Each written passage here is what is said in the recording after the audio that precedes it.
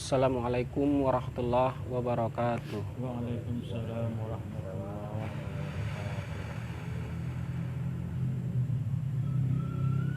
Alhamdulillah, alhamdulillahirabbil alamin.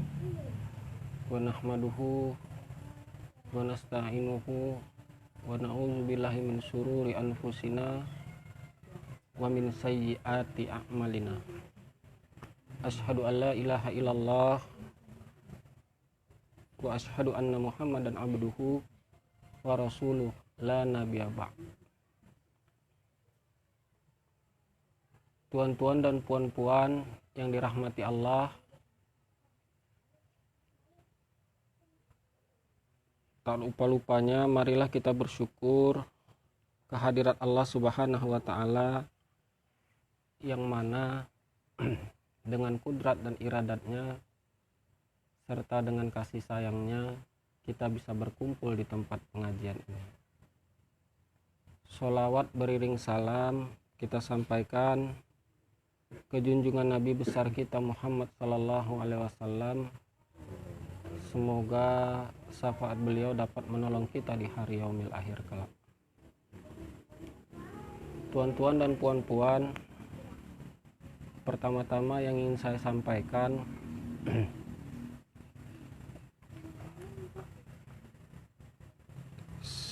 saya membaca kitab hikam ini karena perintah Tuan Guru. Sebelum Tuan Guru kita yang sekarang ini, jauh sebelumnya saya sudah membaca kitab hikam ini. Namun untuk pertama kali saya sampaikan kepada tuan-tuan dan puan-puan, saya bukanlah seorang guru.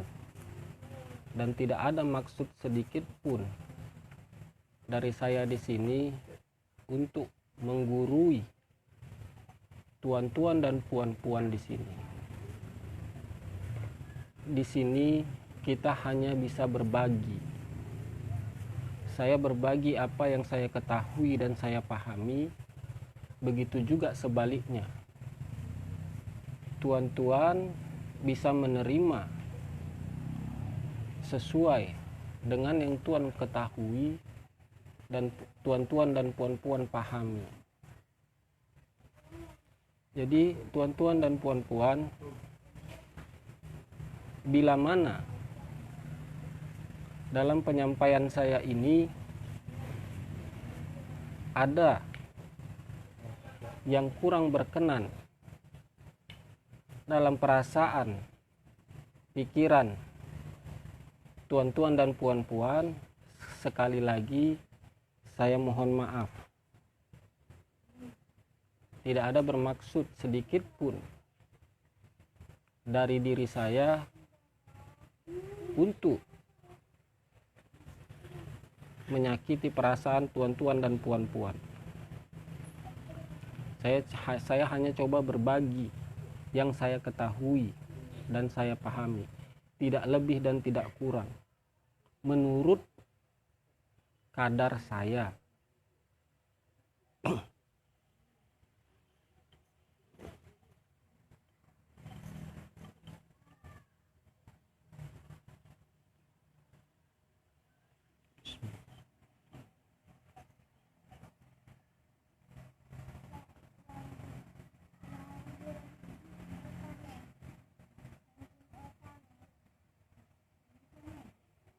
Dan suatu bahagi daripada manusia itu tiada menerima ia akan hakaik, karena jauhnya daripada muatannya serta kasatnya akan hak. Kata kitab hikam ini, tuan-tuan dan puan-puan, ada sebagian manusia atau sebagian orang atau sebagian orang yang berjalan kepada Allah Ta'ala ini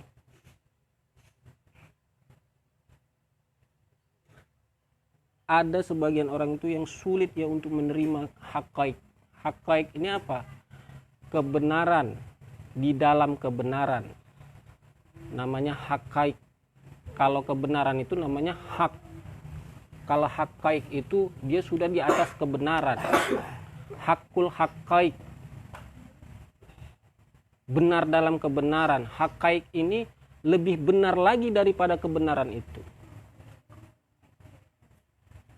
Jadi haqaiq ini adalah suatu yang tidak bisa dibantah.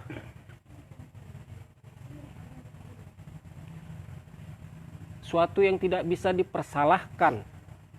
Suatu yang tidak bisa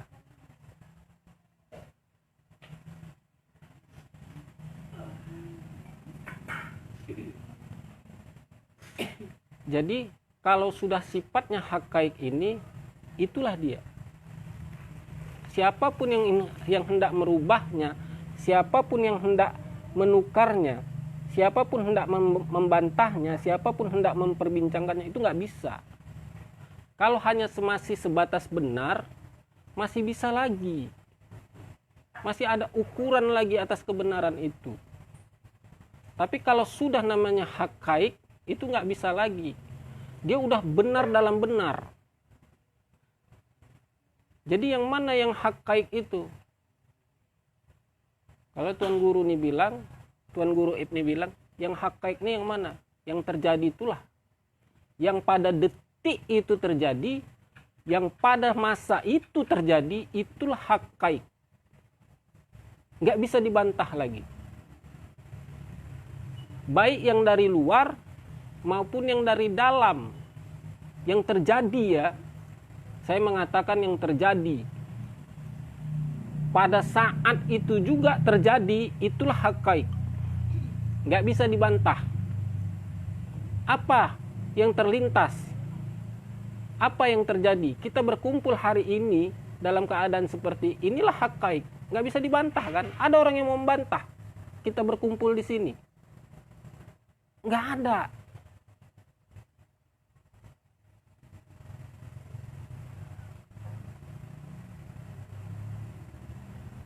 Tuan-tuan dan puan-puan mendengar apa yang saya sampaikan, ada tersabit yang terlintas dalam perasaan dan pikiran tuan-tuan, itulah yang haqaiq itu. Itulah yang terjadi. Itulah kebenarannya. Nggak bisa dibantah. Apakah tuan-tuan dan puan-puan menerima? Ataukah tuan-tuan dan puan-puan masih membahas? Itulah kebenarannya.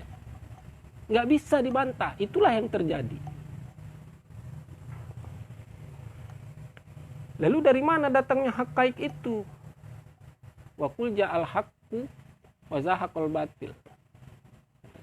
Dan apabila kebenaran itu datang, maka yang batil itu yang lenyap. Dari mana yang datang yang benar itu? Daripada Allah. Ada yang bisa membantah yang telah terjadi ini? Ataupun ada yang bisa memperdebatkan masalah yang sudah terjadi itu? Apabila terjadi perdebatan terhadap sesuatu yang sudah terjadi, disitulah nampak keingkaran itu. Jadi gampang tuan-tuan dan puan-puan. Kalau menandai awak masih ingkar, intip aja perasaan awak. Masih sering gak awak bantah yang terjadi dalam perasaan dan pikiran awak ini? Yang terjadi ya, yang terjadi dalam perasaan dan pikiran, masih sering gak awak bantah? Masih sering gak awak keluhkan? Masih sering gak awak terima? Tidak ada perasaan awak untuk menerima itu. Nah, disitulah jatuh keingkaran itu. Itu yang sulit, kata kitab ini, menerima. Menerima yang terjadi itu yang paling sulit. Kalau gajinya 2 menit tamat. Terima saja ketentuan itu, tamat gajinya. Nggak sampai pun 2 menit. Setengah menit. Namun dalam perasaan, pikiran, jadi sesungguhnya tuan-tuan dan puan-puan, kita masih tergolong orang yang ingkar. Di mana letak keingkaran itu? Tidak menerima kebenaran yang terjadi. Yang benar yang terjadi itu kita nggak terima. Kita disalahkan orang, kita disudutkan orang, kita nggak terima. Itu kebenaran yang terjadi dalam perasaan itu.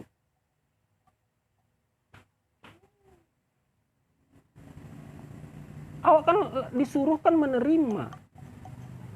Kalau memang awak masih tersakiti dengan ucapan orang, awak kan disuruh terima dengan rasa sakit itu.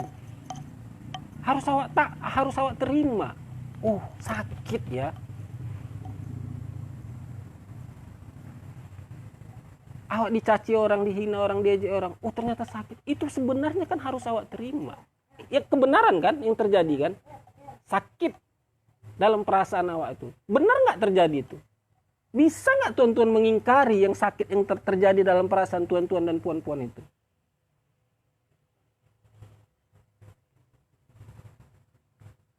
Kalau nyatanya tuan-tuan dan puan-puan sakit perasaan tuan-tuan dan puan-puan, tapi tuan-tuan dan puan-puan tidak mengakui rasa sakit itu, dusta. Parah juga kenanya kan? Sudahlah tidak terima, bohong lagi awak.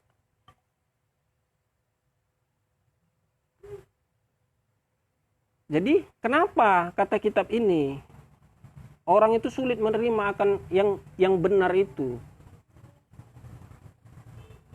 Karena jauhnya ia daripada Tuhan, dan jauhnya lah dia daripada niatnya hendak bertuhan itu. Habis perkara. Semakin jauh perasaan awak tidak hendak kepada Allah tuh, semakin seringlah awak terjadi keingkaran dalam perasaan dan pikiran awak itu. Paling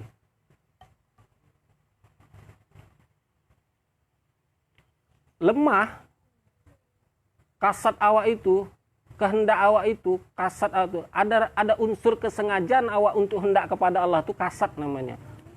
Ada lemah kesengajaan awak hendak kepada Allah itu, niatlah kita katakan. Lemah niatnya itu, maka akan semakin besar perasaan untuk tidak menerima kebenaran itu. Sangat besar. Peluangnya sangat besar untuk awak tidak menerima. Makanya inti perasaan awak itu. Sebenarnya betul nggak awak udah bertuhan ini? Kenapa hanya yang terjadi dalam perasaan awak ini? Kenapa awak nggak mau mengakuinya?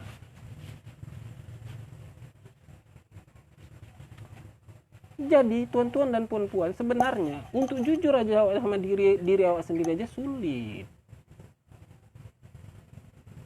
Cemana awak mau jujur sama orang lain? Terkadang sama diri awak pribadi sendiri saja awak sulit untuk jujur. Terbuka perasaan awak. Ya Allah, ternyata aku masih sakit perasaan aku diginikan orang. Ya Allah, ternyata aku masih ada perasaan aku tersinggung. Ya Allah, ternyata aku masih ada perasaan benci dengan orang itu. Itu aja terkadang awak nggak mau jujur dengan orang, dengan perasaan awak itu. Macam mana?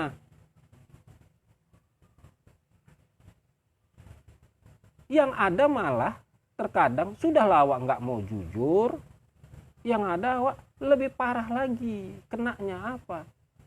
Awak salahkan tabiatnya, tempatnya.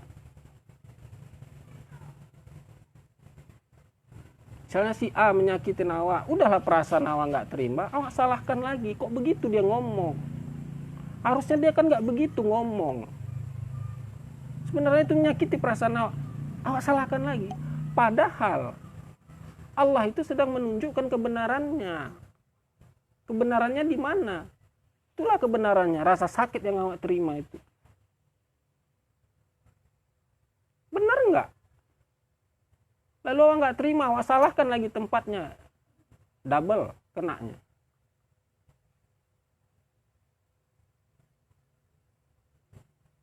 Jadi tuan-tuan dan puan-puan, intiplah, lihatlah. Kalau masih sulit awak menerima kebenaran daripada Allah tuh, berarti tandanya hendak awak kepada Allah tuh tipis. Sedikit hendak awak kepada Allah tuh. Capeknya kadang udah kita dengar dari tuan-tuan guru kita nih, terimalah. Kehendak Allah tuh, ketentuan Allah tuh terima. Udah capek awak dengarnya kan, udah capek awak itu.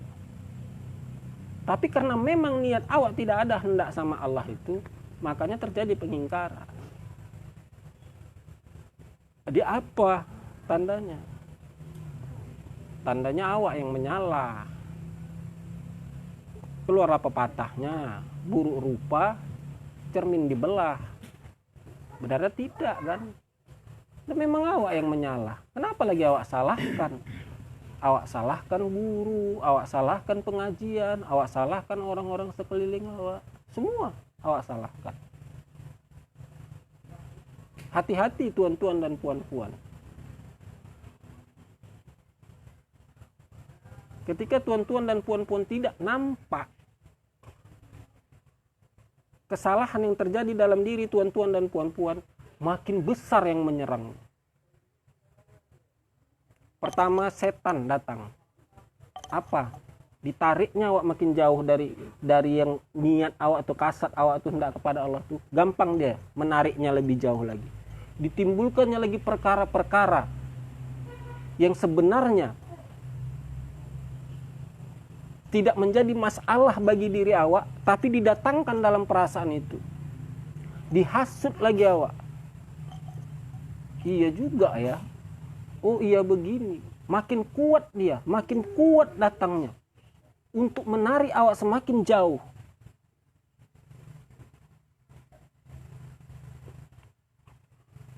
Mulailah awak menunjukkan perilaku-perilaku aneh. Apa? Merasa terasingkan. Merasa menarik diri.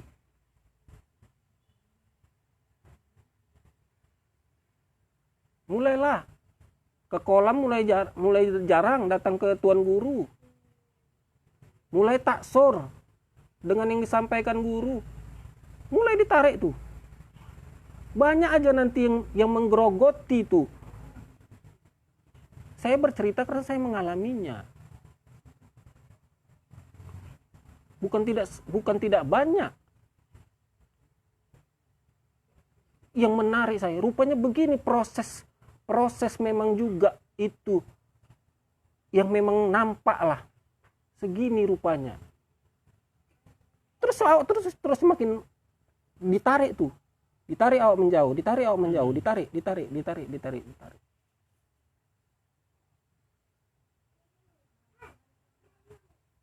Mulai datang hasutan, nanti kau pun begini, ini begini. Kenapa? Karena itu awalnya itu tidak menerima. Terima aja kenapa? Tapi kan itu tadi saya bilang, bahasanya kan saya bilang tadi itu. Gampang kajinya itu. Jadi sebenarnya tuan-tuan dan puan-puan, cocok kata Ayah Nawan nih. Apa kata Ayah Nawan dulu sama saya? Bukan sama saya lah, ada beberapa orang ikhwan dulu di Labuan itu. Saya pastikan tuan, barang siapa yang tidak hendak kepada Allah, pasti akan jauh daripada saya. Baik ia dalam keadaan senang, maupun dia dalam keadaan menderita. Pasti jauh. Jujur pribadi, ini cambuk. Cambuk bagi diri saya pribadi. Karena fatwa dari Ayah Nawan ini sering terkadang terngiang-ngiang bagi saya. Terngiang-ngiangnya di mana? Membantu.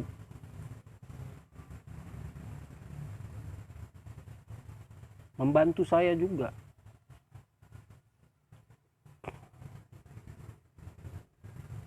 Kalau tidak, entah juga lah. Kalau tidak saya teringat juga dengan kata-kata itu, entah jadi apa juga. Memang sulit juga menetapkan kehendak awak dan keinginan anak kepada Allah ini sulit tuan-tuan dan puan-puan.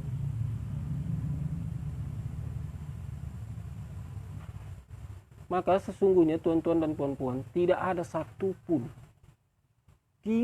satupun yang memang ridho, yang memang rela awak itu tidak sampai kepada Allah. Nggak ada satupun tuan-tuan dan puan-puan. Termasuk diri kita sendiri. Nggak ada yang rela untuk sampai kepada Allah. Kecuali Allah itu sendiri. Awak andalkan diri awak. Awak andalkan beramal awak untuk kepada Allah. Tak can tuan-tuan dan puan-puan. Awak andalkan harta awak. Enggak can. Awak andalkan pengabdian awak. Enggak can. Kalau enggak, Allah itu juga sendiri yang menghendaki awak untuk sampai kepada dirinya. Tak ada cannya Tuhan. Kalau itu yang menjadi awak andalkan. Kalau selain Allah itu juga yang awak andalkan untuk sampai kepada dia, tak ada cannya tuan-tuan dan puan-puan.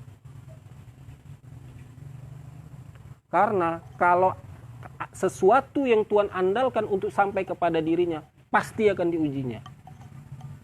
Dengan amal ibadah tuan-tuan dan puan-puan, merasa tuan-tuan dan puan-puan bisa sampai kepada Allah Ta'ala, itu akan diujinya dengan amal ibadah itu. Dengan harta, tuan-tuan dan puan-puan merasa bisa sampai kepada Allah, akan diujinya dengan harta itu. Tidak ada tuan-tuan dan puan-puan, tidak ada satupun yang redo, yang rela untuk awak sampai kepada Allah, termasuk diri awak sendiri, kecuali Allah itu sendiri. Jadi mungkin itu saja yang bisa saya sampaikan tuan-tuan dan puan-puan. Sekali lagi saya mohon maaf, tidak ada bermaksud untuk menggurui ataupun menyinggung perasaan tuan-tuan dan puan-puan. Akhirul kalam, billahi taufik wal hidayah. Assalamualaikum warahmatullahi wabarakatuh.